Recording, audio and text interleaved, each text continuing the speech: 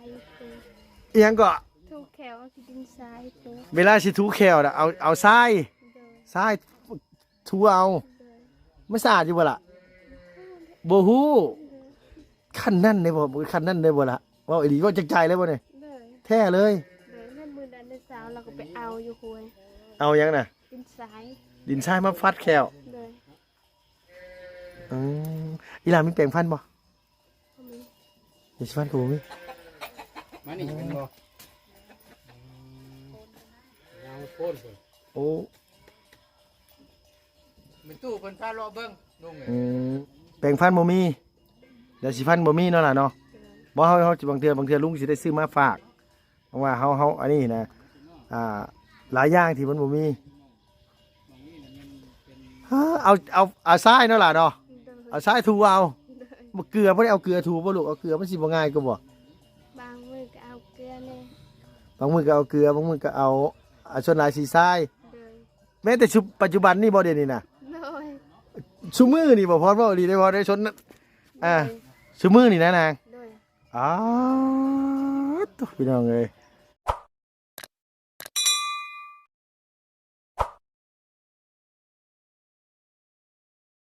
ไว้เนาะเปิดคลิปมา2 สาวเอื้อยกับน้องเพิ่นโอ้ยกำลังสิขึ้นเอาขี้เล็กบ่จักหันพี่น้องเนาะเพราะว่าเมื่อวานลุงซื้อหนังเข้มมาให้ทั้งอีหล่าเพิ่นไว้จีผู้เอาแล้วซอยกันแล้วพุ่นน่ะโอ้ยระวังตกเด้อพ่อเด้อผู้ตุ๊เอาขี้เล็กอ่อนๆเลยแต่ว่ายามนี่ฝนตกค่ำนี่ก็บ่ค่อยคักปานใดเด้อพี่น้องเอ้ยยามนี่เนาะฝนตกค่ำต้นขี้เล็กนี่ก็ได้เนาะเอาพี่น้องเอ้ยอันจังไดลุงก็ต้องกราบสบายดีพี่น้องเด้อสวัสดี FC เบิร์ดสุธานเบิร์ดสุขุสุคนระหว่างในและก็ต่างประเทศนะพี่เนาะที่เขามารับมาชมช่องของลุงเฮิมชาแนลคือเก่าคือเดิมมาพบมาพ่อกันอีกแล้วพี่น้องเนาะเปิดคลิปมาได้ยินเสียงว่าจ้อยอยู่นี่เนาะพี่เนาะอยู่หม่องเก่าหม่องเดิมตอนแรกว่าสิพาให้น้องออกไปให้ไปหน้าแต่ว่าทั้งนี้ทั้งนั้นบัดฝนตกมื้อนี้พี่น้องเอ้ยยันรถออกไปบ่ได้ว่าซั่นว่าอีลาเพิ่นว่ายันมันค่าห่วยค่าห้องพอแห้งอีกแล้วรถค่าขี้คันยู่อีกแล้วเนาะโธ่โอ้ระวังแตนได้พ่อเนยแตนหลายแท้ๆได้น้องเอ้ยแตนบ่ใครอยู่ขนาดนึกว่าก้มลงนึกว่าแตนตอดเอาระวังได้ต้นขี้เล็กกับงามอีหลีเนาะยามนี่กินได้บ่พ่อยามนี่กินได้บ่ล่ะมันบ่เจ็บท้องบ่นางโอ้ยหมกพร้าวพี่น้องเอ้ยอยู่ห่มหมกพร้าวซับยุ่นลงมานี่มันสิบุหัววีไปพูดบ่คนโอ้โดยอันนี้ไผบอกให้อันว่าเฮ็ดอันนี้เจ้าบ่ล่ะเฮ็ดกับแม่ลืมมื้อใดมื้อเช้านี้ฝนตกเฮ็ดมื้อเช้านี้เลยเฮ็ดเบาลี่มาทันอยู่บ่ เรามาบ่ทัน โอ้น้องเพิ่นนั่นว่ากับแม่เพิ่นลื้อออกอันนี้สวนพักบ่พร สวนยา สวนยาสูบนี่บ่ ยาเขียวหมาก ยาเคี้ยวหมากปลูกไว้ให้แม่ตู้แม่ตัวกระพุบกระเคี้ยวบ่แม่เจ้ากระเคี้ยวบ่หมากโดยเอาอย่าออกเบิดได้เดี๋ยวมันตายได้ลูกเอ้ยเอาป้าไว้แน่ให้มันนั่นพอแล้วป้าไว้หั่นใบนั่นน่ะเอาออกเบิดเดี๋ยวมันตายต้นไม้น่ะเหลือแต่งามันตายคลอเฮ็ดได้เฮ้ยบ่ได้กินแล้วตกปีหน้าปีในมาพอแห้งอีกแล้วโอ้อีโต้ใหญ่เลยรอเนาะอีโต้เนาะ ระวังเด้อรุดลงมาถือหัวผู้สาวสำน้อยพอแห้งอีกแล้ว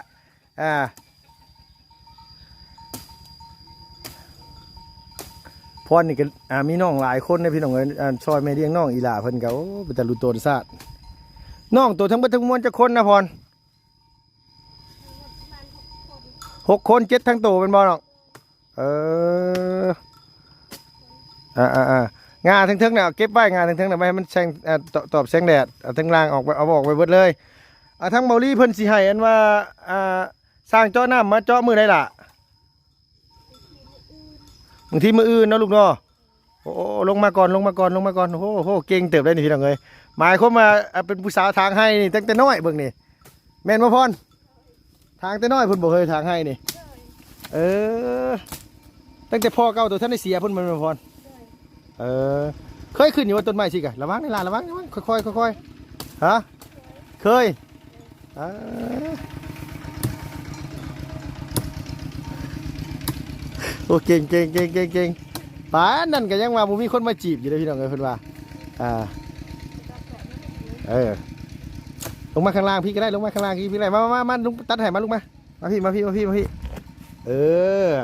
เนาะโหเห็นไว้สิกะเอาจับให้เด้ โอ้พูดอ่ะให้คนจับอยู่เทิงพี่น้องเอ้ยคนตัดอยู่รูปบัตรดิ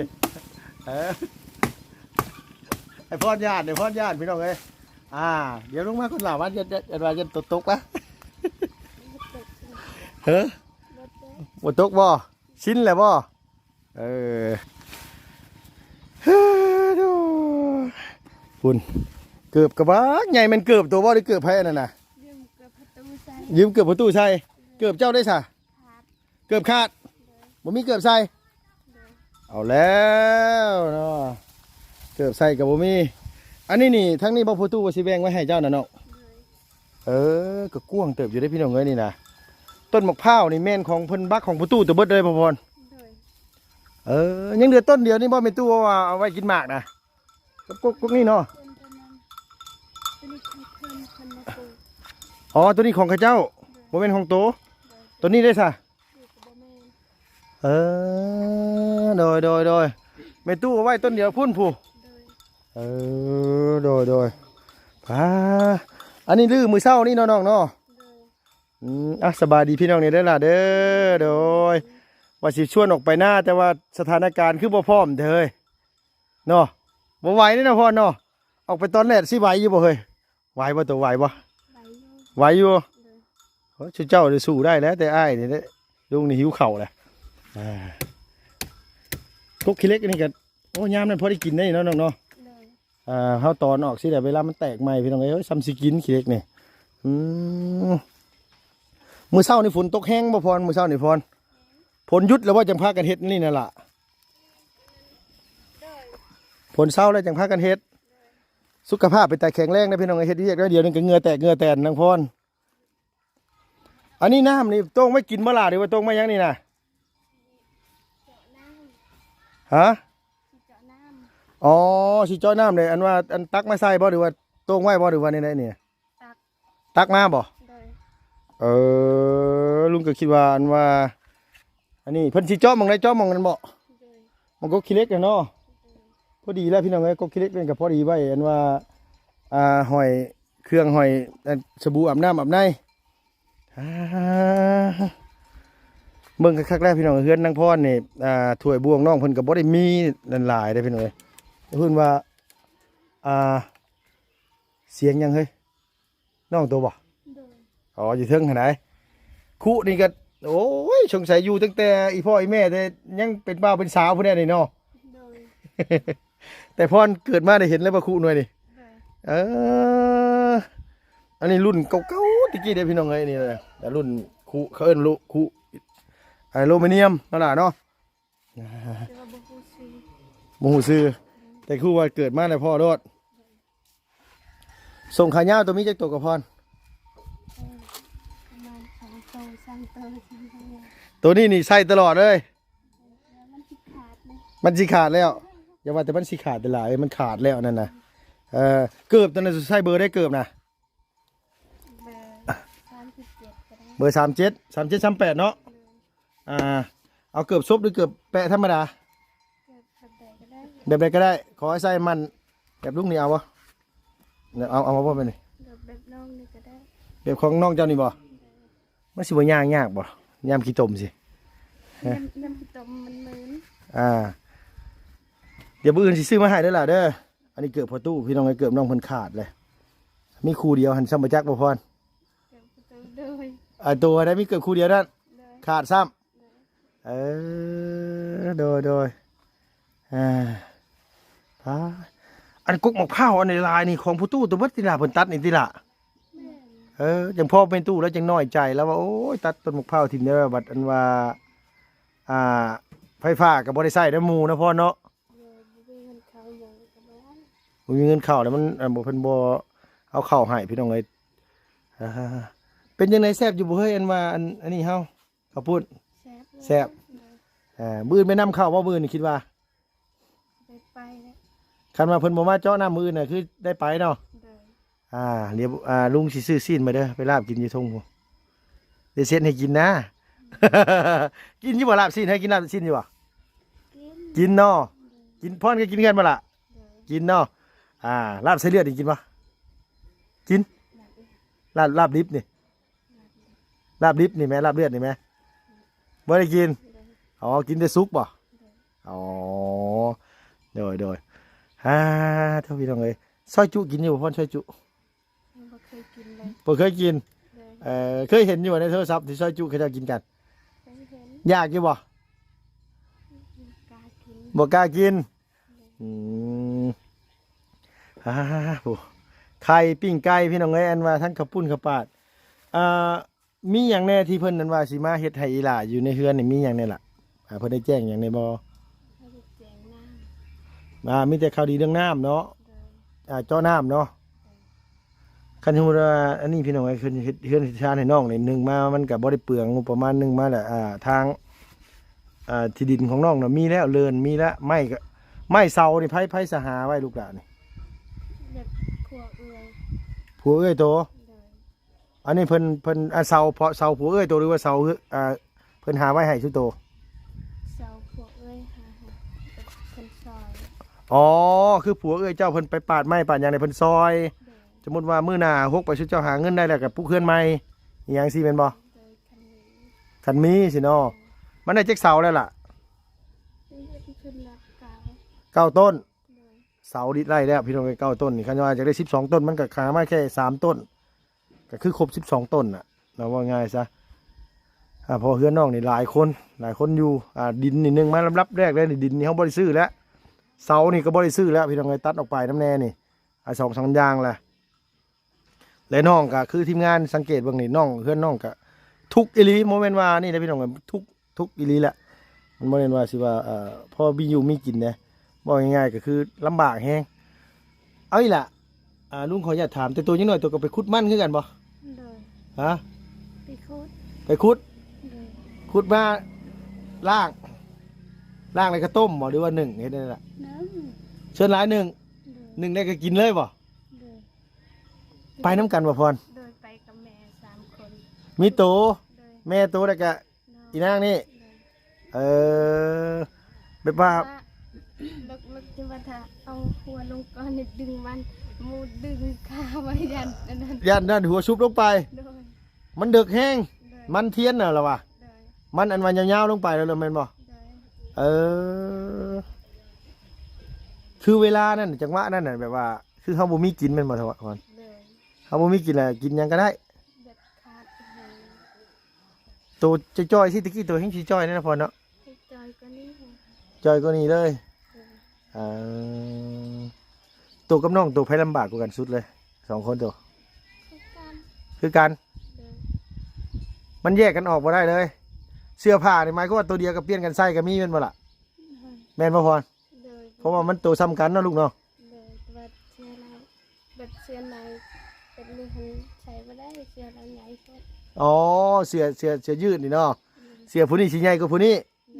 ลย ตัวน่ะใส่ได้อันพรใส่น่ะมันใหญ่โพด เลย ส่งเสื้อสินะเนาะเปลี่ยนกันใส่ตอนยังน้อยเนาะว่าง่ายตัวได้แห้งก่อนผู้ใดอาบน้ำแล้วก่อนกับผู้นั้นได้ใส่ เลย เออ แต่ยังน้อยแห้งถูกกว่านี้ แต่น้องเองทุกข์กว่านี้แมันบ่นะ เลย ตอนนั้นพ่อตายยังพ่อตอนพ่อนั้นพ่อตายยัง ตอนนั้นพอยังทันตายแต่ยังน้อย อ่า แต่คนโซ่คนเป็นปอด เพิ่นโซเพิ่นเป็นปอด เลย ตอนเพิ่นโซแฮงทุกข์เลยนั่นล่ะเนาะ เลยแบบหาเขาหาน้ำกินกันนี่ หาข้าวหาน้ำกินก็ยาก เลยเป็นบ่สบายเลย แปลว่าคือโตกับเคยไปขอบ่เขา พี่ขอ ไปขออยู่ไสล่ะแต่เก่า ร้านบ้านเทมน้อย ไปขออยู่บ้านเทิมน้อย เลย ไปขออยู่พะลาน เลย ค เคยไปขอว่าอยู่สวรรค์นี่หยังสิเคยไปบ่ บ่เคยไป บ่เคยไปพ่อในตัวเคยไปฮอดบ่สวรรค์เออ ไปได้ละแม่ โดยไปแต่ละเทื่อนี่ได้จักโลคิดว่านั่นล่ะได้บ่เคยกระสอบหนึงครึ่งกระสอบหนึง เป็นลายกัน กะยะ 2 คู่ หลายชุดก็2คู่เนาะล่ะเนาะ2คู่ได้เฮากินได้จักมื้อลูกขออนุญาตถาม ก็ได้หลายมื้อ2-3มื้อประมาณนั้นแหละ อ่า ทุกคนอยู่ด้วยกันตอนนั้นตอนบ่ได้เอาพวกให้15 16 คน 15 16คนเลย เลย ป้าแปลว่ามันตอนนั้นแฮงอันนี้แล้วเนาะนางเนาะแต่ว่ามันการกินการอยู่เฮาแฮงบ่พอเลยเนาะ เลย ตอนนั้นน่ะตอนที่พ่อตัวยังอยู่พ่อแท้ๆตัวอยู่น่ะเพื่อนตัวหลังใหญ่กว่านี้บ่คือหลังน้อยกว่านี้ ลายน้อยก็ได้ที่ทำนี่สูงก็ไม่ ชูซำนี้ เลย เออชุดตัวอยู่กันแบบนี้ลูกหลานนอนกระเบียดกระเสียดกันเลยเนาะ เลย เออคือเจ้านี่เคยไปเฮ็ดงานอยู่เวียงอยู่บ่ใช่เจ้าแม่นบ่ ให้ไป บ่เคยไป เลย มีแต่พ่อผู้เดียวไป เลย เออ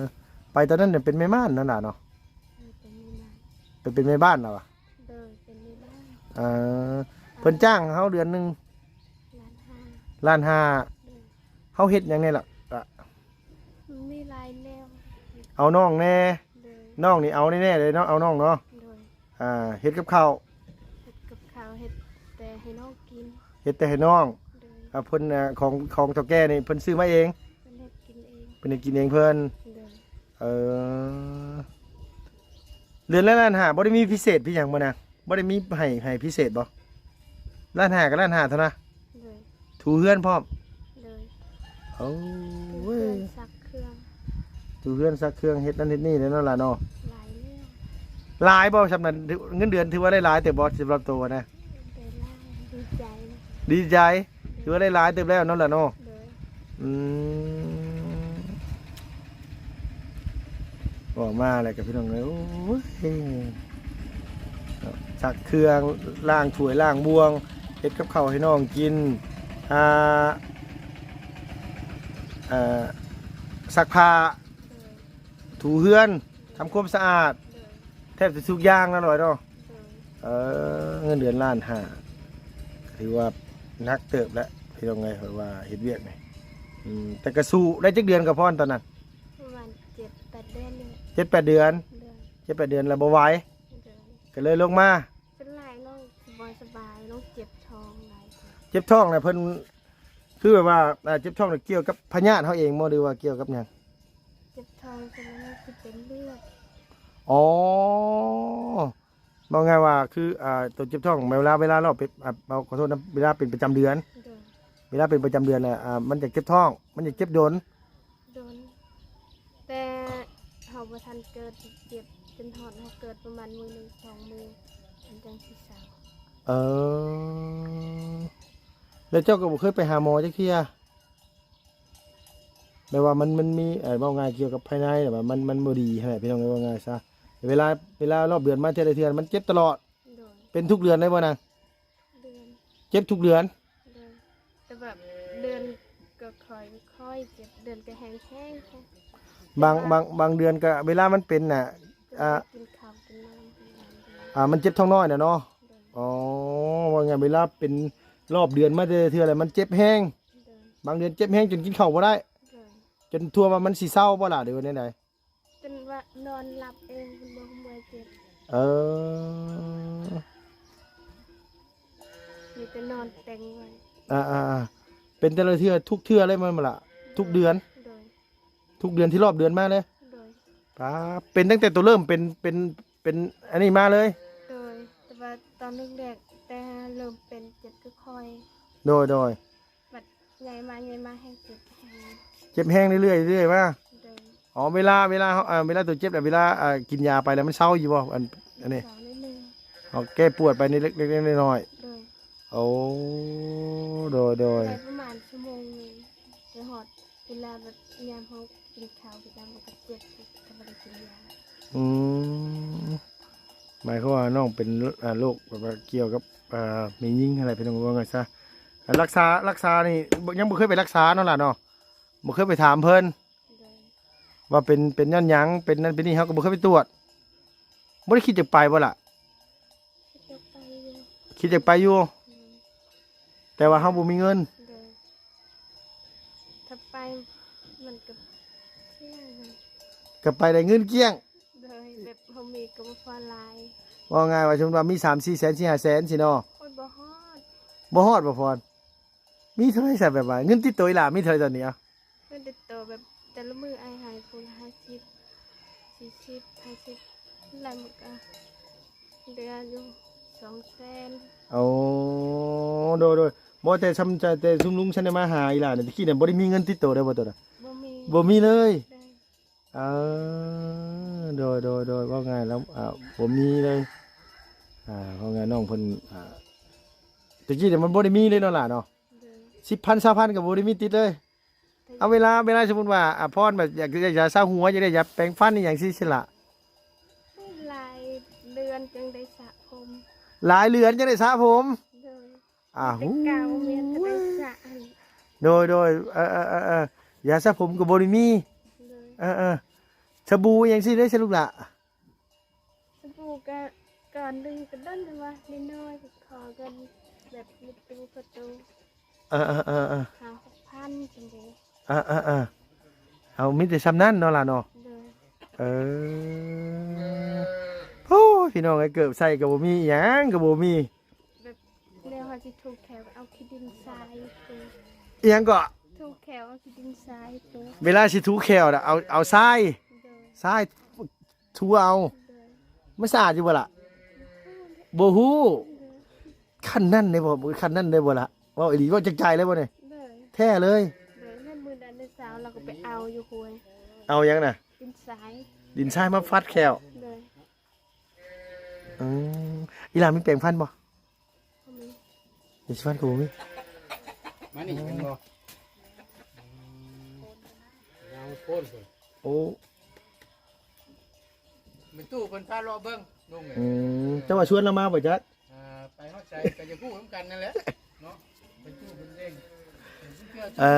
เดี๋ยวมาต่อเฮาอันนี้ว่าง่ายว่าคือแปรงฟันบ่มีเดี๋ยวสิฟันบ่มีเนาะล่ะเนาะบ่เฮาบางเทื่อลุงสิได้ซื้อมาฝาก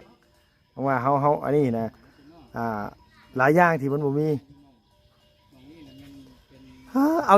อาทรายเนาะล่ะเนาะ เลย เอาทรายถูเอา เลย บ่เกลือบ่ได้เอาเกลือถูบ่ลูกเอาเกลือมันสิบ่ง่ายก็บ่ บางมือก็เอาเกลือเนี่ย บางมื้อก็เอาเกลือบางมื้อก็เอาส่วนหลายสีทราย เลย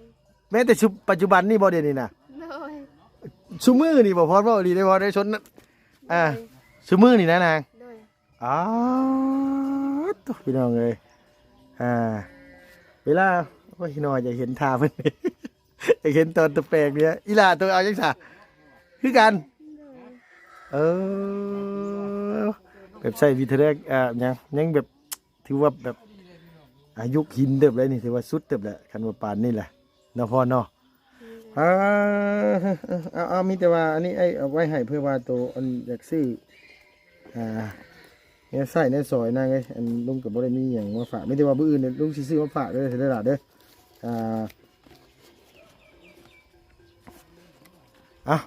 เอาให้โดยเขาก็มีบ่หลายนะไงก็มีแต่สิแบ่งให้กันให้แหละซอยกันพี่น้องเอ้ยคนละเล็กละน้อยเนาะเอาอีนางนี่ผู้น้อย20,000พ่อบ่โต เอาเด้อเด้ออันว่าง่ายตะกี้ตั้งแต่ชุมลุงบ่ทันเข้ามาหาเจ้านี่บ่ได้มีเงินถือติดตัวเลยบ่รู้ว่าเสียมาแต่ไส เลย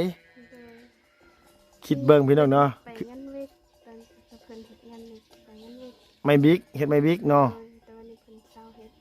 เพิ่นเช้าเฮ็ดแหละเฮาก็อันนี้ เลย อื้อหือ ตอนเพิ่นเฮ็ดไม่เวกอายุสมบูรณ์ใส่แบบยาสระผมนี่ สบู่ยาสระผมนี่พอได้เนาะ เลย ซุมื้อนี่อันนี้นี่คือว่ามันบ่มีงานเฮ็ดนี่คือดนๆยังได้สระเทื่อ เลย ผมมาได้ เลย เอ มีแต่ อ กาวเมียนตลอด มีแต่เก่าไว้ เลย คือเก้าไว้นี่คือเก้าผมไว้เลยพี่น้องเอ้ยคือบ่ปล่อยผมนั่นล่ะเนาะ เลยแบบแต่ละมือแบบไป เอาสุดละพี่น้องเอ้ยฟังน้องว่าน้องเอาทรายว่าซั่นเฮาต้องลงเอาอยู่ห้วยบ่ล่ะหรือว่าจังได๋ โดย แล้วเอาอยู่ห้วยใส่กระปุกไว้ โ ส่ถุงยางไว้ โดย อ๋อสุดแล้วพอเนี่ยนี่แหละคือว่าสุดติงเลยพี่น้องว่าง่ายใช่ถือว่าแบบว่าน้องเพิ่นแบบถือว่าป้าโธ่อ่าลำบากเติบเลยน้องพรถือว่าลำบากสุดแหละน้องแม้แต่เป็นสาวเลยนะพี่น้อง20 กว่าปีแหละบอกง่ายกับอยู่น้ำพ่อเฒ่าแม่เฒ่าอยู่น้ำพ่อน้ำแม่กับมันบ่มีอยู่มีกินนี่แหละแม้แต่สบู่สีสุยาสระผมสีสระหัวยาสีฟันแปรงฟันอีหยังน้องก็ยังบ่มีเลยพี่น้องเอ้ยถือว่านักหน่วงบ่น่วงนายเติบพี่น้องตัวนี้ก็ทางน้องพรเฮาต่อบ่ง่ายก็คือมาลงมาแต่ให้แต่สวนกลับมาก็อาบน้ำกับบางเทื่อบ่มีสบู่ก็อาบซื่อๆบ่ล่ะ โดย อาบแล้วล่ะ โดย อาบพอได้พอเหงื่อออกจากโต โดย เออสุดละพอในตัวย้อนบ่มีบ่ติน้องดอกพี่น้องเอ้ยอันนี้ก็ได้เฮือนอีหล่าเพิ่นนี่ถือว่านักเติบเลยเด้ในบ้านนี่นะตอนแรกเจตนาน่ะเพราะว่าคิดว่าอีหล่าเพิ่นอยู่อันว่าเฮือนหลังใหญ่นั้นคิดว่าเฮือนหลังใหญ่นั้นเดี๋ยวว่าสิเข้าไปถามน้องเพิ่นว่าเฮือนหลังน้อยๆตอนนั้นเฮือนไผที่จริงแล้วน่ะบ่แม่นเฮือนเราตอนนั้นน่ะเฮือนไม่ใหญ่แล้วเฮือนไม่เฒ่าหั่นแหละ